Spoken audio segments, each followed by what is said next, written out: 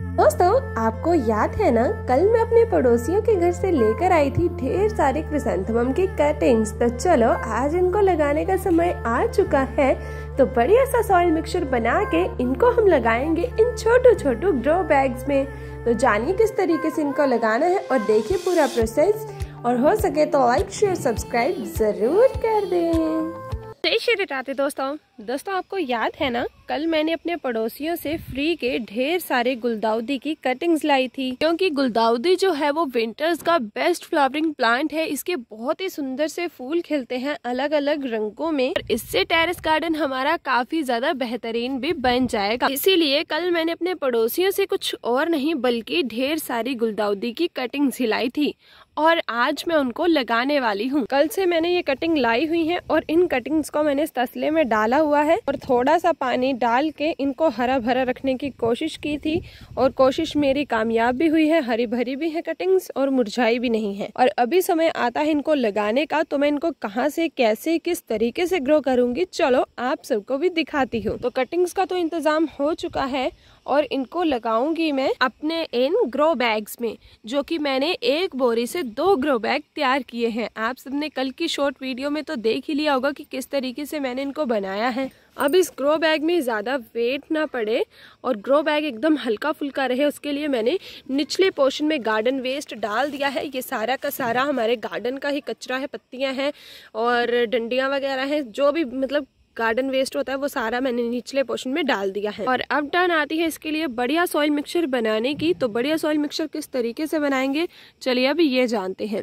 तो हमारे यहाँ पे ना लगातार डेली नाइट को बारिश हो जाती है। तो मैंने क्या किया, मेरी जो सैंड थी वो एकदम गीली हो चुकी थी। तो मैंने आज धूप का पूरा फ़ायदा उठाया।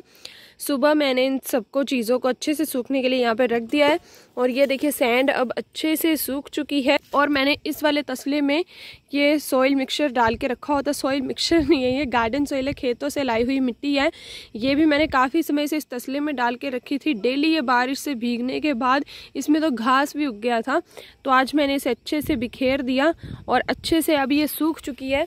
इसकी ये जो मोटे मोटे जैसे पीसीस हैं, इनको मैं पैरों से ही कुछ इस तरीके से बारीक कर लेती हूँ ताकि हमारे प्लांट्स को ग्रो होने में कोई भी दिक्कत ना हो। तो ये होगी 2 चीज़ें, सैंड और गार्डन सॉइल।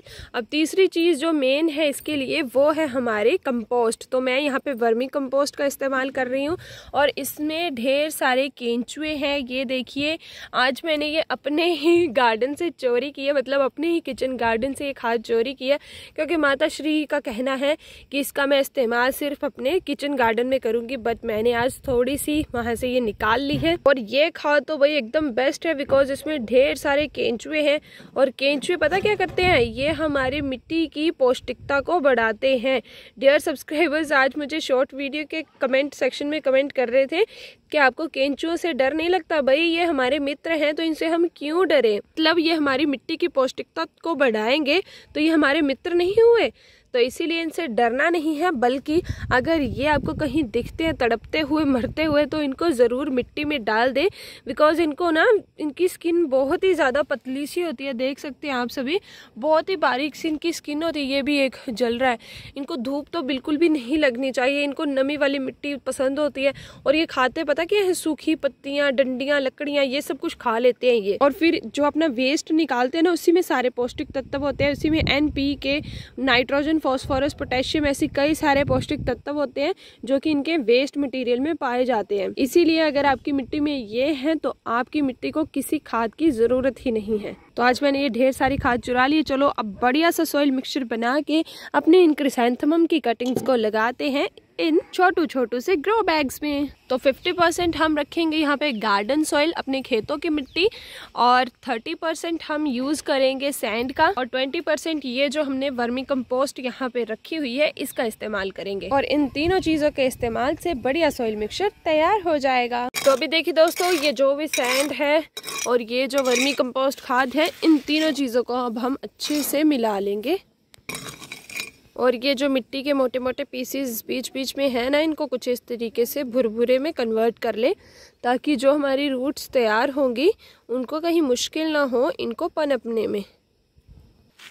और कुछ इस तरीके से अच्छे से सॉइल को यहाँ से निकाल लेंगे।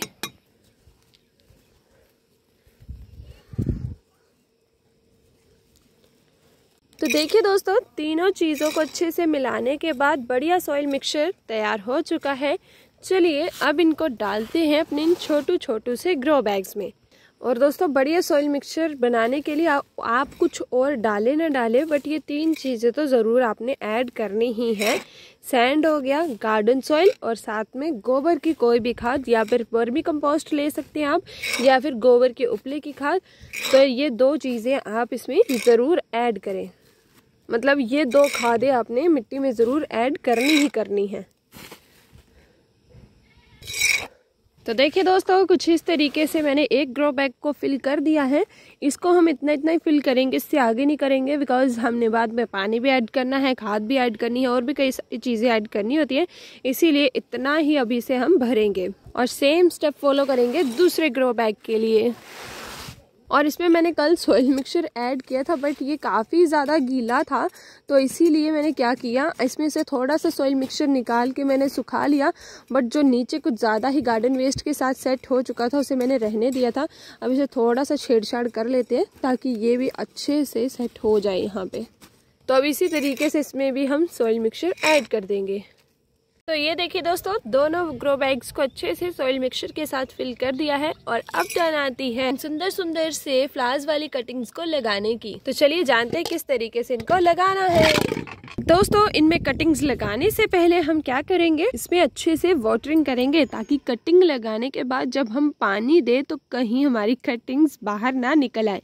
बिकॉज आप सभी जानते हैं ना, हमने निचले पोर्शन में डाला है गार्डन वेस्ट, तो ये मिट्टी जब पानी डालेंगे तो गार्डन वेस्ट में अच्छे से सेट होगी। इसीलिए पहले हम पानी डालेंगे, और जब हमें लगे कि कटिंग्स की मिट्टी अच्छे से सेट हो गई है और मिट्टी को कहीं और ज़्यादा मिट्टी की आवश्यकता तो नहीं, मतलब आप सभी समझ जाएंगे। अभी देखते हैं, पानी डाल के दिखाती हूँ मैं आप सभी को। अब अच्छे से वाटरिंग करने के बाद सब कुछ सेट वेट हो चुका है। तो चलिए अब इन क्रिसैंथेमम की कटिंग्स को लगाना शुरू करते हैं।